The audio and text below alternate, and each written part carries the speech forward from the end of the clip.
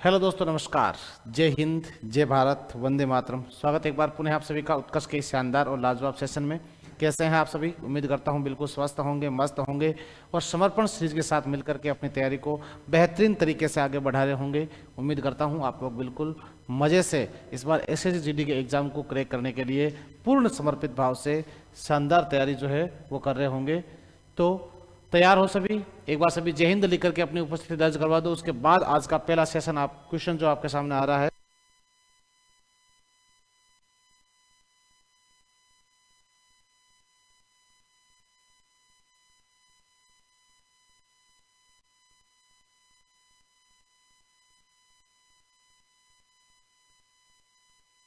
तो तैयार हो भाई सभी? हाँ, तो तैयार हो तो फिर शुभ काम में देरी किस बात की। करते हैं प्रारंभ। हो जाओ तैयार साथियों, हो जाओ तैयार। देखे, हाँ, पहला क्वेश्चन आ रहा है आपके सामने आज के सेशन का।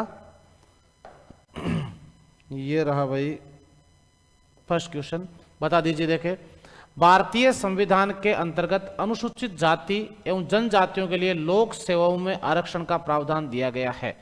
अनुच्छेद 355 के तहत 335, 365, 375, सीधा सट उत्तर 335 आर्टिकल। ध्यान रखो आप लोग।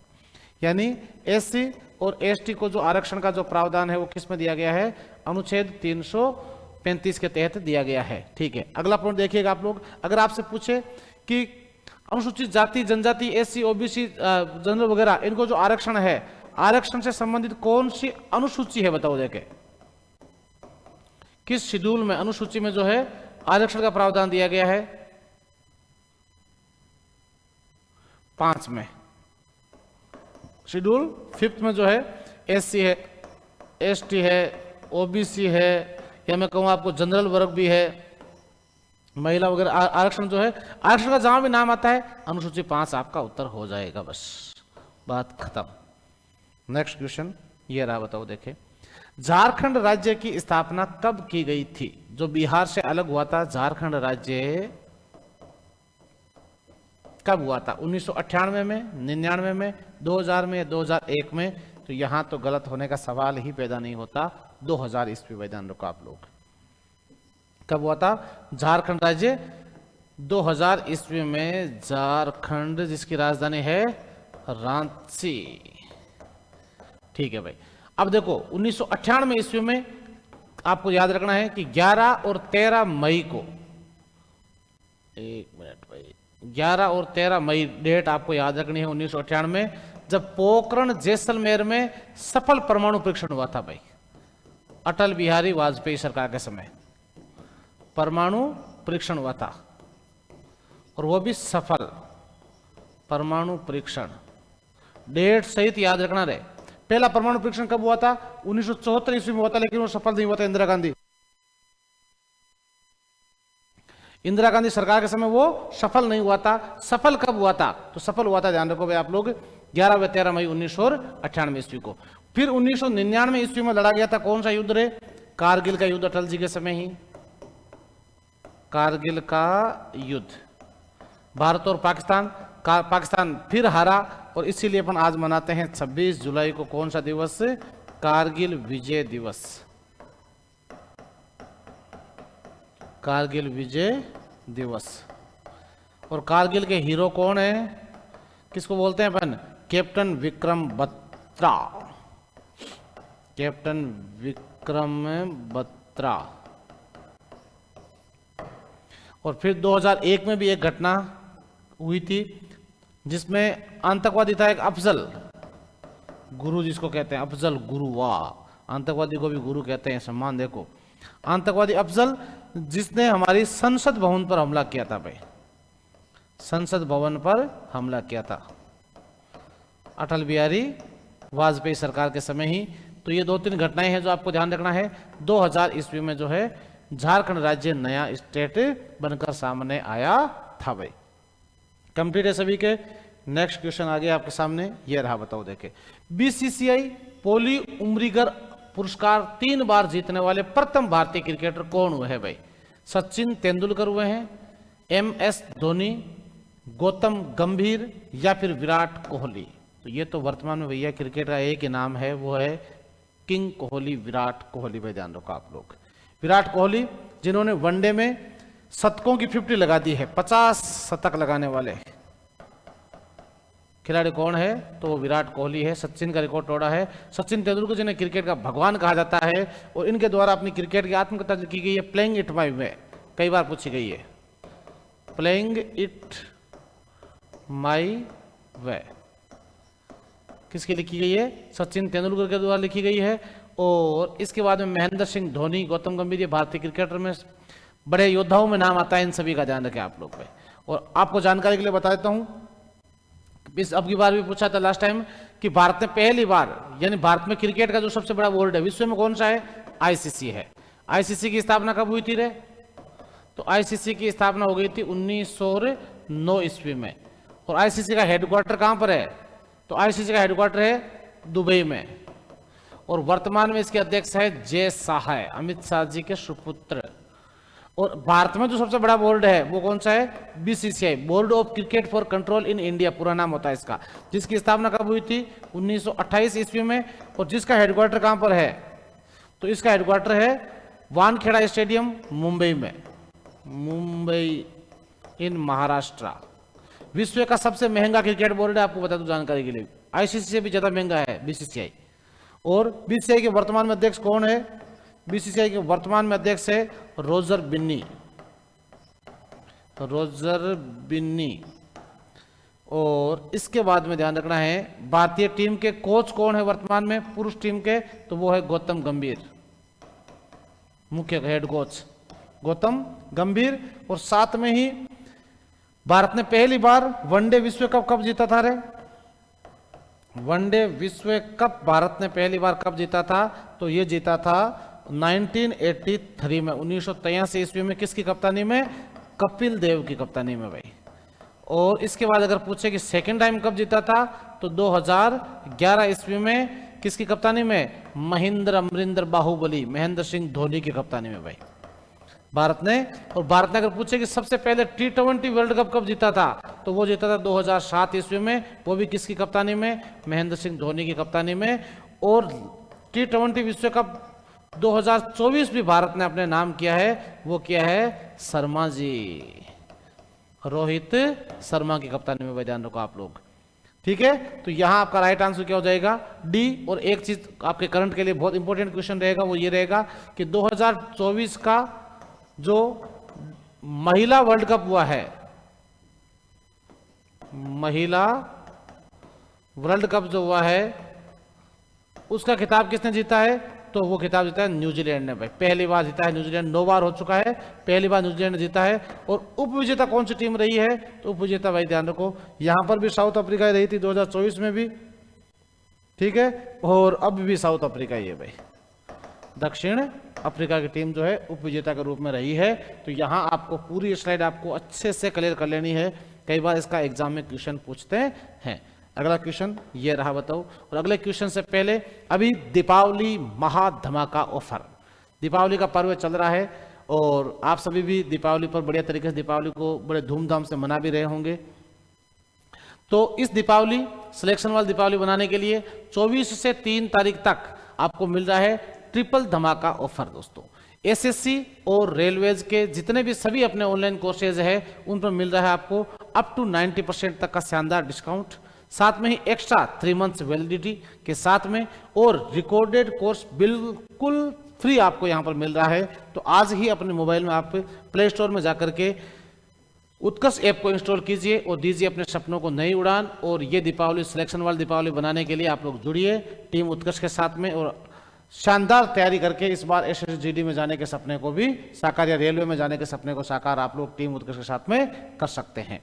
कंप्लीट है। अगला पॉइंट, अगला क्वेश्चन आपके सामने आ गया है। नेक्स्ट बताओ, देखे कि मयूराक्षी परियोजना भारत के किन 2 राज्यों को लाभान्वित करती है?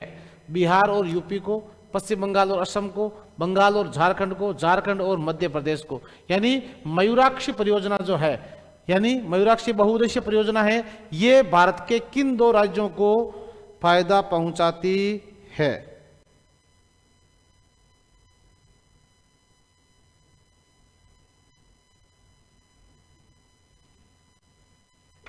हाँ, तो ये भाई पश्चिम बंगाल और झारखंड राज्य को जो है फायदा पहुंचाती है मयूराक्षी परियोजना। जैसे मैं आपको बताऊं, देखो सबसे बड़ी परियोजनाओं में नाम आता है भाखड़ा नांगल बांध परियोजना है, नर्मदा नदी घाटी परियोजना है। तो उनमें राज्यों का जो फर्स्ट पे चंबल नदी घाटी परियोजना राजस्थान एमपी का है। इसके अलावा जैसे भाखड़ा नांगल पंजाब वगैरह हिमाचल प्रदेश की जो योजना है, उसी तरह से मयूराक्षी योजना जो है बंगाल और झारखंड को। ठीक है, छोड़ो। अगला पॉइंट, राज्यसभा के सदस्यों का कार्यकाल कितने वर्ष का होता है? अगर यहां मैं थोड़ा सा प्रश्न चेंज कर दूं तो आपका उत्तर क्या हो जाएगा? देखो, राज्यसभा का कार्यकाल कितना होता है बताओ। देखें, राज्यसभा कार्यकाल, आप कहोगे अंतर क्या है, तो अंतर है भैया, जान रखो आप लोग। अगर ये क्वेश्चन आता है ना आपके एग्जाम में कि राज्यसभा का कार्यकाल कितना, बहुत इजी क्वेश्चन आता है वैसे, तो राज्यसभा का कोई कार्यकाल नहीं होता है। सुनना आप लोग, राज्यसभा का कोई, क्यों राज्यसभा कभी भंग होती ही नहीं है। यहां मैंने क्या लिखा है, इसलिए राज्यसभा के सदस्यों का कार्यकाल कितने वर्ष का होता है, तब आपका उत्तर हो जाएगा 6 वर्ष। भाई ध्यान रखो आप लोग, राज्यसभा के मेंबर का कार्यकाल 6 वर्ष का, क्योंकि राज्यसभा के 1/3 सदस्य प्रति 2 वर्ष बाद में सेवानिवृत्त हो जाते हैं। राज्यसभा कभी भी भंग नहीं होती है। भाई ध्यान रखो आप लोग। अब अगर आपसे पूछे कि लोकसभा का कार्यकाल कितना है, तो लोकसभा का कार्यकाल 5 वर्ष का है, कोई समस्या नहीं है। या लोकसभा भंग होने तक का कार्यकाल रहता है। तो यहां आपका राइट आंसर हो जाएगा बी भाई। लोकसभा में सदस्य बनने के लिए न्यूनतम आयु कितनी है? 25 वर्ष है, जबकि राज्यसभा में सदस्य बनने के लिए न्यूनतम आयु कितनी है? 30 वर्ष है। भाई कितने वर्ष है? 30 वर्ष। और भारत का राष्ट्रपति बनने के लिए, उपराष्ट्रपति बनने के लिए आयु है 35 वर्ष।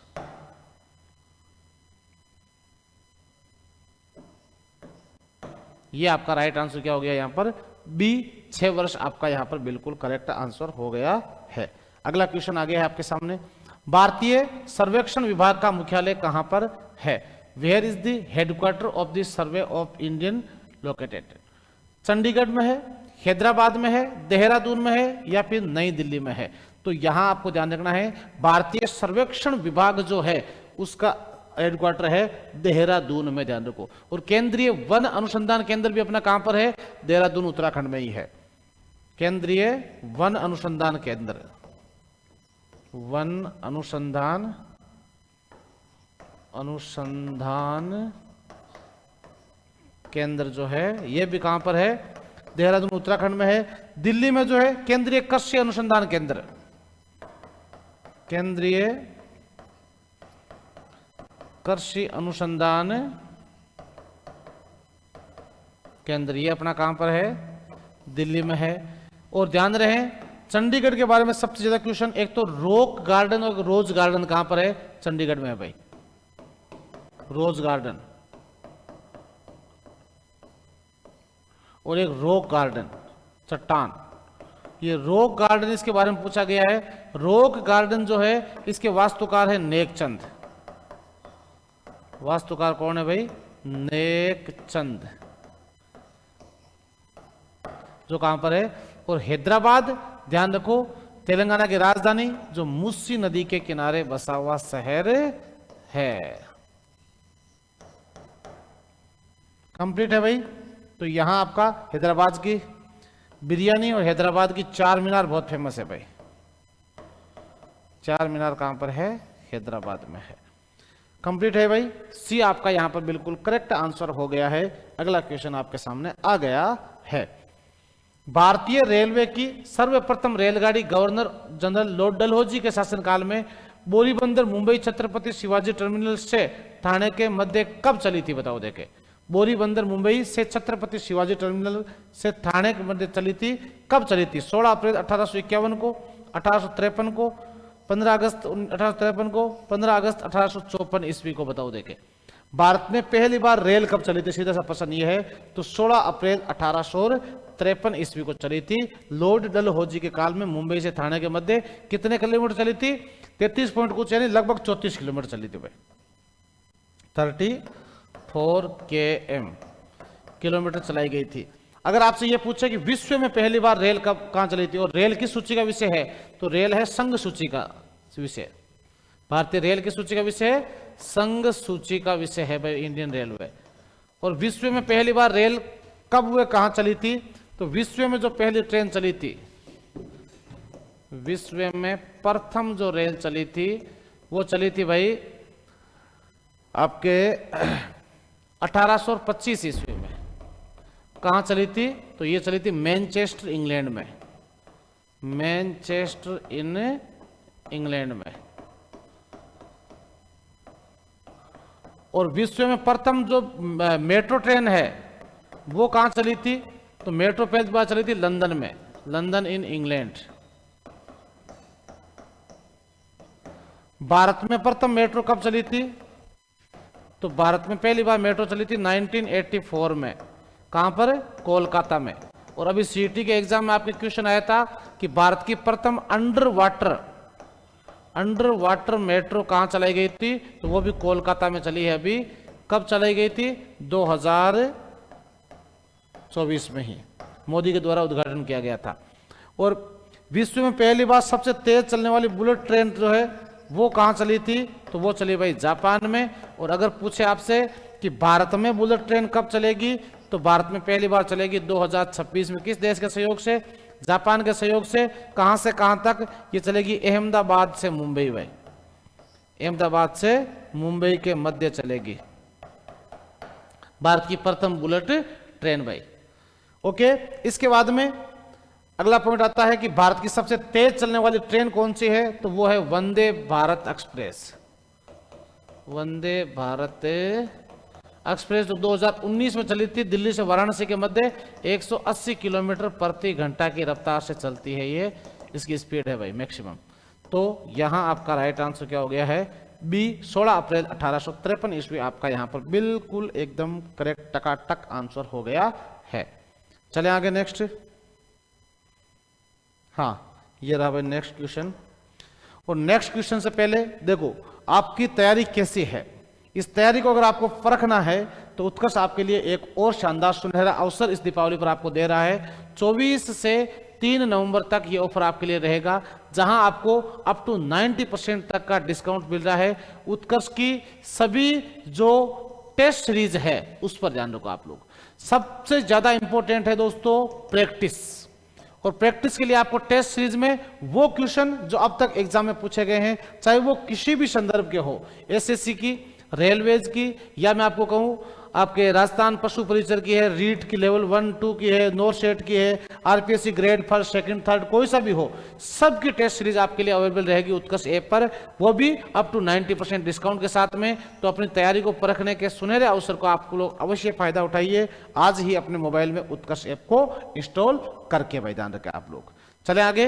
तो यहां आपको ध्यान रखना है अच्छे से, और इस बार जो है सिलेक्शन की राह जो है इसको आपको मजबूत करके और फाइनल सिलेक्शन की ओर आपको बढ़ना ही है। अगला क्वेश्चन ये आ गया भाई, राष्ट्रीय साक्षरता मिशन की शुरुआत कब की गई थी भाई? 1985 में, 86 में, 87 में या फिर 88 ईस्वी में? किस सरकार के समय हुआ था? राजीव गांधी सरकार के समय हुआ था भाई। 1984 से लेकर 1989 तक कौन रहे थे भारत के प्राइम मिनिस्टर? राजीव गांधी जी के समय। अब तो बता दोगे कि राष्ट्रीय साक्षरता मिशन यानी सभी लोगों को साक्षर करने के लिए राष्ट्रीय साक्षरता मिशन जो है उसकी शुरुआत की गई थी, वो कब हुई थी? बता दीजिए जल्दी से। तो यहां आपका राइट आंसर हो जाएगा भाई 1988 ईस्वी में। कब हुई थी? 1988 में। आप सभी को ज्ञात हो कि 1986 ईस्वी में राजीव गांधी सरकार के द्वारा न्यू एजुकेशन पॉलिसी लागू की गई थी, नई शिक्षा नीति, जिसको चेंज अभी मोदी सरकार ने किया है। अब मोदी सरकार ने नई शिक्षा नीति 2020 लागू कर दी है। और यह शिक्षा नीति थी 10+2+3 के फार्मूले पर आधारित। और इस समय इन्होंने जो शिक्षा मंत्रालय था अपना, एजुकेशन मिनिस्ट्री जो थी, शिक्षा मंत्रालय, उसका नाम भी बदल दिया था। और नाम बदल कर क्या रख दिया था? मानव संसाधन विकास मंत्रालय। मानव संसाधन विकास मंत्रालय भाई। और मानव संसाधन विकास मंत्रालय का नाम जो है मोदी सरकार ने वापस बदल दिया है 2020 में। तो 2020 में मोदी सरकार ने नई एजुकेशन पॉलिसी लागू की है 5+3+3+4 के फार्मूले पर आधारित। और इस समय इन्होंने शिक्षा मानव संसाधन विकास मंत्रालय का नाम बदलकर वापस क्या रख दिया है? शिक्षा मंत्रालय रख दिया भाई मोदी सरकार ने। और इसके साथ ही ध्यान रखना, राजीव गांधी सरकार ने ही 1989 ईस्वी में 61वां संविधान संशोधन किया था, जिसके तहत जो वोटिंग की आयु है, मतदान की जो आयु है, वो 21 वर्ष से घटाकर कितने वर्ष कर दी थी? 18 वर्ष कर दी भाई। 21 से घटाकर 18 वर्ष कर दी थी। और 1985 ईस्वी में राजीव गांधी सरकार के समय ही 52वां संविधान संशोधन किया गया था भाई। कौन सा किया गया था? 52वां संशोधन किया गया था, जिसके तहत दल बदल कानून को संवैधानिक मान्यता दी गई। दल बदल कानून को संवैधानिक मान्यता प्रदान कर दी गई थी। कब भाई? 1985 ईस्वी में। और संविधान में कौन सी अनुसूची जोड़ी? 10वीं अनुसूची जोड़ी गई थी कि कोई भी एमएलए एमपी जीत के बाद पार्टी चेंज नहीं कर सकता है, दल बदल कानून नहीं कर सकता है, ध्यान रखें आप लोग। तो यहां आपका राइट आंसर हो गया भाई, डी आपका यहां पर बिल्कुल करेक्ट आंसर हो गया है। कंप्लीट है भाई सभी के। एक एक क्वेश्चन को अच्छे से सोल्व करना है, ध्यान रखो बिल्कुल। और जितने पॉइंट्स आपको लिखवाता हूं, ये सारे पॉइंट्स नोटबुक में ऐड करते जाना साथ साथ में। कई बार क्या होता है, जैसे 2 दिन पहले कोई मान लो शिक्षा नीति के बारे में बता दिया, आज फिर बता दिया, तो आप लोग ऐड करो। आपको विवेकानंद नहीं कि एक बार पढ़ते ही आपको याद हो गया है, ताकि क्या बार बार जब रिपीट होता रहेगा, लिखते रहोगे आप लोग, तो इससे ज्यादा याद होता है, ध्यान रखो आप लोग। कंप्लीट है बात। नेक्स्ट क्वेश्चन आ गया है आपके सामने, ये रहा, बताओ देखे। The 3 mistake in my life पुस्तक के लेखक कौन है? अमृता प्रीतम है, झूपा लाहिड़ी है, रस्किन बॉन्ड है, या चेतन भगत है? तो ऐसी मिस्टेक चेतन भगत ही करते हैं भैया, चेतन भगत। इनके द्वारा एक लिखी गई है 3 इडियट्स। 3 इडियट्स। एक इनके द्वारा लिखी गई है पुस्तक half girlfriend. Half girlfriend, Chetan Bhagat. और इसके अलावा जो है चेतन भगत जी के द्वारा जो लिखी गई पुस्तकें हैं, उनमें नाम आता है 1 इंडियन गर्ल्स। 1 इंडियन गर्ल्स, ये भी किसने लिखी है? चेतन भगत जी के द्वारा लिखी गई है। तो यहां आपका राइट आंसर क्या हो जाएगा? डी आपका यहां पर बिल्कुल करेक्ट आंसर हो जाएगा, चेतन भगत के द्वारा the 3 mistake in my life. हाँ, और इसके अलावा देखो तो चलो नेक्स्ट चलते हैं। अगला क्वेश्चन ये रहा, शरण रानी जिस क्षेत्र में ख्याति प्राप्त है वह है कौन सा है? साहित्य के क्षेत्र में, चित्रकला के क्षेत्र में, संगीत, या फिर नृत्य डांस? शरण रानी का संबंध जो है वो किस कला से रहा है भाई, बताना है आपको। ये शरण रानी का संबंध जो है वो किस कला से रहा है? तो शरण रानी जो है इनका संबंध है भाई चित्रकला से, ध्यान रखो भाई आप लोग। किससे है? चित्रकला से है। और चित्रकला में आपको पहले ही बता चुका हूं, जहांगीर का समय भारतीय चित्रकला का स्वर्णकाल कहलाता है, यह भी अच्छे से ध्यान रखना आप लोग। संगीत जो है, संगीत के क्षेत्र में सबसे ज्यादा जो प्रभाव अपन को देखने को मिला है वो मिला था, राजस्थान का राजा था महाराणा कुंभा। कुंभा के समय ध्यान रखो आप लोग, संगीत का बहुत प्रभाव देखने को मिला अपन को। और नृत्य जो है ये भारत में अलग अलग जगह के अलग अलग नृत्य जो फेमस से है। साहित्य का समय जो है वो भारतीय साहित्य का स्वर्णकाल जो है वो कहलाता है चंद्रगुप्त सेकंड के काल को। चंद्रगुप्त सेकंड जिसे विक्रमादित्य बोलते हैं। अगर आपसे ये पूछे कि भारतीय हिंदी साहित्य का स्वर्णकाल, तो अकबर के काल को भाई।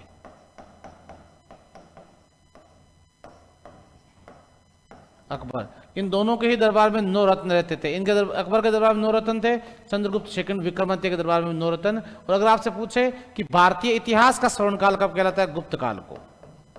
भारतीय इतिहास का स्वर्णकाल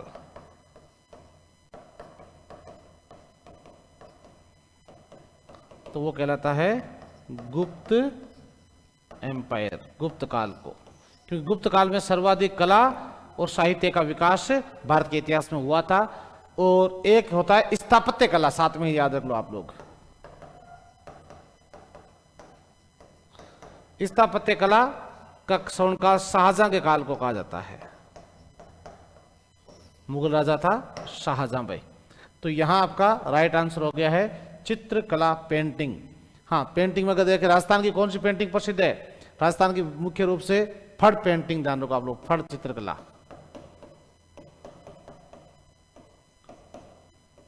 कपड़े पर लोक देवताओं की जीवनी को चित्रित करना, ध्यान रखो क्या कहलाता है, फड़ कहलाता है भाई। अगला क्वेश्चन ये रहा, निम्नलिखित में से किस विधायी दल को समाप्त किया जा सकता है? विधानसभा को, विधान परिषद को, राज्यसभा को, लोकसभा को। इसमें से कौन सा परिषद है जिसे खत्म किया जा सकता है, ये आपको बताना है। विधानसभा नहीं हो सकती, विधान परिषद बजान रखो, राज्यसभा भी नहीं, लोकसभा भी नहीं, विधान परिषद। देखो विधान, राज्य में जो विधान मंडल होता है ना, विधान मंडल अनुच्छेद 168 के तहत, तो विधान मंडल किससे मिलकर बनता है? यह मिलकर बनता है विधान सभा और विधान परिषद। जरूरी नहीं कि सभी राज्यों में विधान परिषद हो, लेकिन विधानसभा जरूरी है सभी राज्यों में। तो अनुच्छेद 170 और अनुच्छेद 171 में इसका प्रावधान है। पहला चीज ध्यान रखो कि विधान परिषद पूरी विधानसभा पर ही डिपेंड करती है। अर्थात विधान परिषद कैसे बनेगी? विधानसभा द्वारा पारित जो प्रस्ताव है उसको राज्यपाल राष्ट्रपति के पास भेजेगा और राष्ट्रपति द्वारा स्वीकृति के बाद में किसी राज्य में विधान परिषद बनेगी और इसी प्रोसेसिंग से इसको हटा दिया जाता है। अगर मैं बात करूं वर्तमान में भारत के कितने राज्यों में विधान परिषद है, तो भारत के 6 राज्यों में वर्तमान में विधान परिषद है भाई। कौन कौन से है? तो राजस्थान का एक राजा हुआ था कुंभा, KUMBA,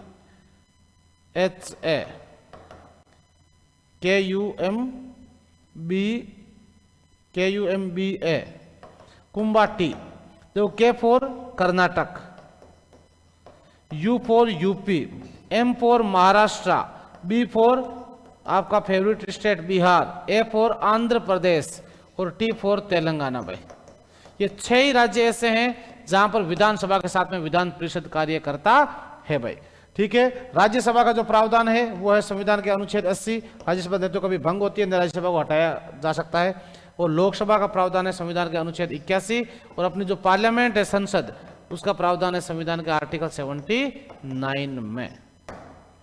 तो विधान परिषद को जो है वो हटाया जा सकता है और विधान परिषद को लागू किया जा सकता है। तो बी आपका यहां पर बिल्कुल करेक्ट आंसर हो गया है। कंप्लीट है भाई सभी के। तो ये था भाई अपना आज का बहुत ही शानदार और लाजवाब सेशन।